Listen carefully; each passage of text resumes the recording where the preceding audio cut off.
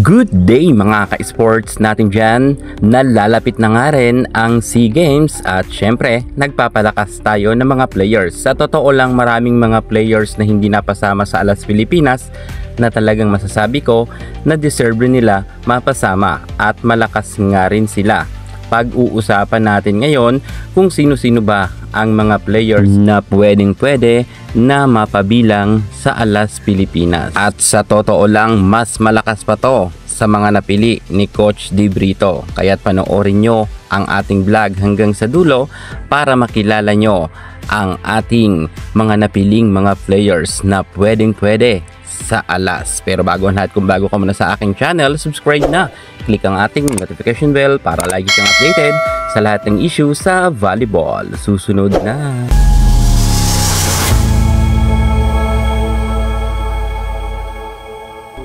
Base nga sa ating nakikita pagdating sa Alas Pilipinas, malakas naman sila pero may ilalakas pa kung ito ang kanilang isasama sa lineup.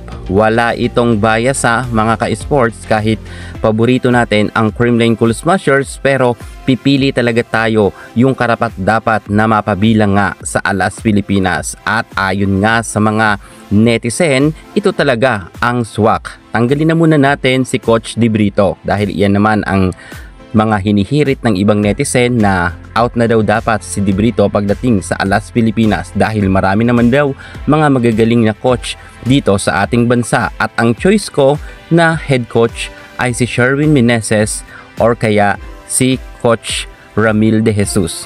Kahit sinong dalawa sa kanila ang maging coach ng Alas Pilipinas, swak na swak to dahil talagang magkakaintindihan dahil Filipino nga ang mga coach dapat natin dahil Pinoy naman tayo at kailangan hindi banyaga ang ating maging head coach. So okay na nga tayo kay Coach Sherwin Meneses at kay Coach Ramil De Jesus. At eto naman ang mga players na ating napili. Unahin na nga dito natin ang opposite hitter, walang iba kundi si Alyssa Solomon. Si Solomon ay isa sa mga pinakamagaling natin na opposite hitter, kung kaya karapat dapat talaga siya mapabilang sa Alas Pilipinas. At number 1 choice ko talaga si Alyssa Solomon bilang opposite hitter dahil matangkad nga ito at meron talagang angkin kagalingan. Kalakasan niya pa dahil bata pa ito. Isama na rin natin dito si Erica Santos, opposite hitter na kung saan ay hindi pa nga napapabilang pagdating sa Alas Pilipinas. Pero para sa akin magaling itong si Erica Santos, kung kaya swak nga ito, nakapalitan rin ni Alyssa Solomon. At bukod nga kay Alyssa Solomon na meron height na 6'2" at meron tayong magaling na si Erica Santos, pasok rin sa ating listahan si Tricia Tubo. Well, madalas nga na ginugulat tayo ni Tuyen at sinasabihan na lalaki raw si Tuyen ayon sa mga netizen.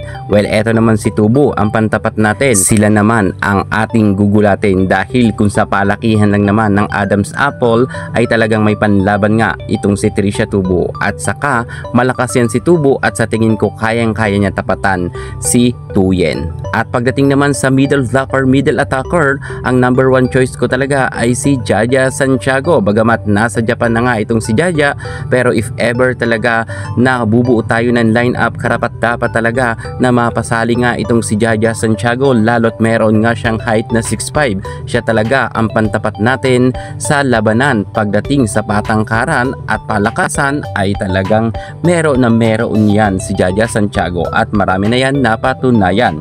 Number 2 choices rin natin pagdating sa middle blocker, middle attacker, walang iba kundi si MJ Phillips na isa nga sa mga pinaka-palaban rin na middle blocker. At kilala natin na si Phillips ay meron naman talaga siyang ibubuga pagdating sa larangan ng volleyball. At dahil nga matangkad si MJ Phillips, karapat dapat talaga siya mapasama sa first 6. Pangs Panaga ang ating choice rin na mapasama sa Alas Pilipinas if ever nga nabubuo tayo ng team. Malakas yan si Pangs at mabilis kumilos, kaya sana ay kasama nga itong si Pangs at itong si Majoy Baron. Si Baron ay marami ng experience pagdating sa international competition at nagkaroon na rin siyang middle blocker na award pagdating sa international.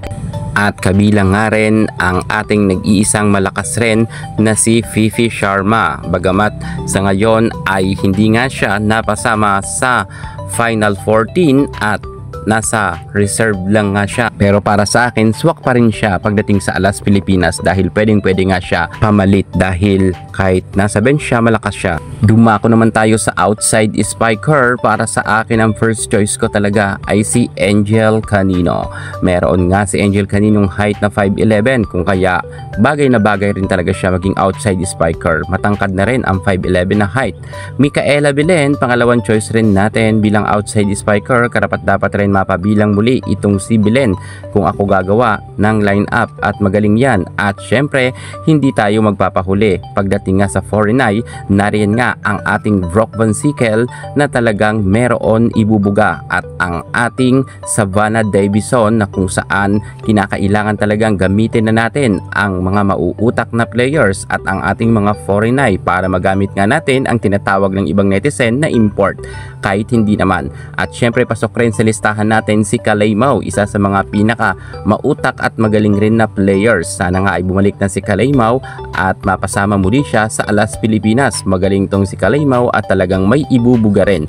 At pagdating rin sa floor defense, kinakailangan na rin si Gemma Galanza, outside spiker na magaling pang mag-receive at pwede nga siyang ilagay sa likuran. At kasama pa rin sa listahan natin si Shaina Nitura na isa sa mga pinakamatangkad na players, outside spiker na kung saan ay super rookie nga ito. Syempre si Gia Amazing pa rin ang ating setter, wala naman iba dyan dahil siya talaga ang pinakamagaling nga na setter sa ating bansa. At para sa akin, palitan muna natin ng ibang setter. Si Jel Cayuna na muna ang ating subukan. Well, madalas naman siyang makasungkit ng award sa UAAP pa, at pagdating nga dito sa pro ng Best Setter Award, kung kaya itong si Jel Cayuna na muna ang ating isa lang, at subukan natin kung may ibubuga talaga ito. At pagdating naman sa libero, mas bet ko ang mga bata pa gaya nga nila Bernadette Pipito na kung saan talagang hahabol to ng bola at magaling naman talaga siya sa floor defense. Isama pa rin natin dito si Justin Nazareno na kung saan pasok pa rin sa panlasa natin to. Mabilis siya kumilos at talagang bata pa kasi, kung kaya kinakailangan talaga na mapasama siya sa Alas Pilipinas kung ako gagawa ng lineup. At syempre nariyan pa ang ating mga reserve na sila Thea Gagate at itong si Savannah Laput. Magaling nga itong dalawang player na ito, si Thea Gagate na mayroon height na 6'2" at itong si Savannah Laput na mayroon rin height na 6'2". Kapwa talaga matatangkad ang mga players na ito. So yan na nga mga ka-sports natin dyan, ipinasilip ko na sa inyo. Ngayon meron pa tayong isang ipapasok, walang iba kundi nag-iisa nating si Pinong Superstar Alyssa Valdez. Pero hindi maglalaro si Alyssa Valdez. Para sa akin pwede siyang maging assistant coach dahil sa kanyang daming experience, at dahil humble rin siya at mabait, ay kinakailangan talaga siya ng moral support rin sa kanyang mga kapwa atleta. Pwede siyang maging advisor, kung kaya pwede siyang kasama pa rin bilang assistant coach nga sa Alas Pilipinas. Malaking tulong yan mga ka-sports, lalo na sa moral na support para ma-boost rin ang lakas ng loob ng mga bata pang atleta. So yun na nga mga ka-sports natin dyan, ang mga napili kong mga players. Sa tingin nyo, kayang-kaya ba mag-gold nito? Kung kaya, komenta kayo sa baba. Yan muna ang pinaka-latest natin sa mundo ng volleyball. Thank you so much. God bless.